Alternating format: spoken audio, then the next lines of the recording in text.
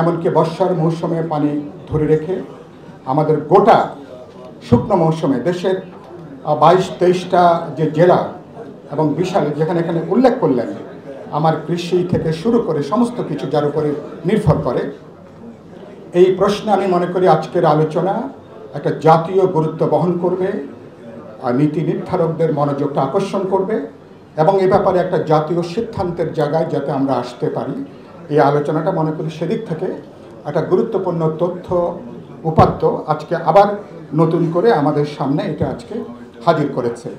আমরা মনে করি যে এর আগে এটা তো অনেক আগে আলোচনা হয়েছে, সিদ্ধান্ত হয়নি কেন? আমার মনে হয়েছে নানা দলীয় বিবেচনা, নানা সংকীর্ণ বিবেচনা থেকে এ ব্যাপারে সিদ্ধান্তটা নেওয়া যায়নি।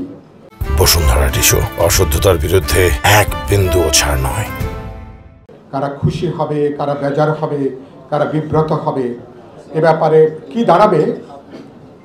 এবং আমার মনে আছে যে এবং বিশেষ করে গত কবছর ধরে আমরা দেখলাম যে পুরো ইস্যুটাই এটা প্রায় একটা ডেড ইস্যুতে এটা কিন্তু পর্যবেসিত হয়েছিল।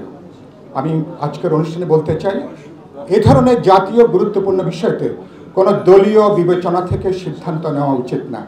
পদ্মা ব্যারেজ তৈরি করার ব্যাপারে একটা জাতীয় গুরুত্বপূর্ণ বিষয়, নিশ্চয়ই ব্যাপারে আমরা একটা জাতীয় ঐক্যমত আমরা তৈরি করব।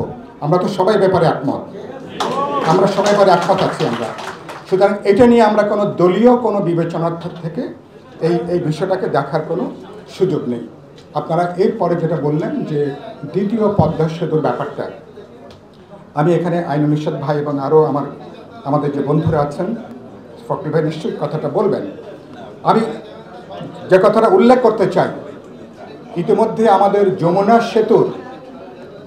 সেতুর বহু বছর হয়েছে এবং যমুনা সেতুর অনেকগুলো আমরা জানি যে উত্তরবঙ্গের সাথে আমরা যে আশাটা করেছিলাম সেতুর মধ্য দিয়ে গোটা উত্তরাঞ্চলে যে শিল্পায়ন হবে, এখানে মিনু ভাই আছেন, অনেকে এখানে আছেন, বাস্তবে উত্তরাঞ্চল কিন্তু কাঙ্ক্ষিত যে শিল্প উন্নয়ন, তার যে উন্নয়ন শিল্প, কৃষি বা বাণিজ্যের ক্ষেত্রে প্রত্যাশিত সেটা কিন্তু হয়নি।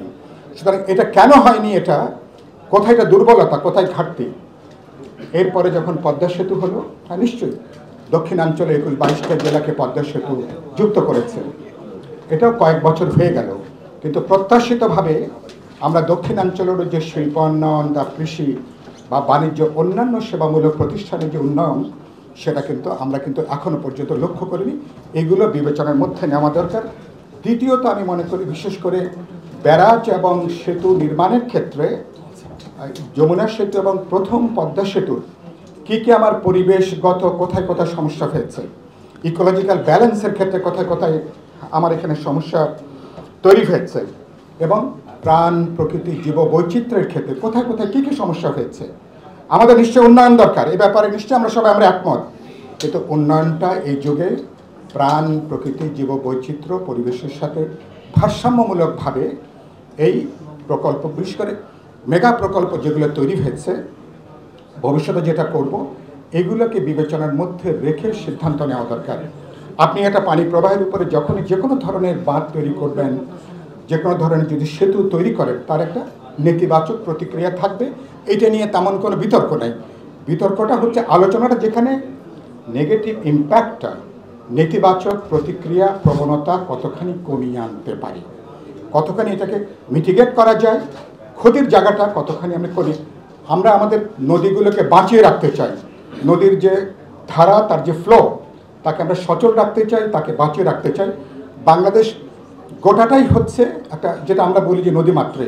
ফলে For more updates, follow us on Facebook, subscribe our YouTube channel, get the latest update on www.daily-sun.com.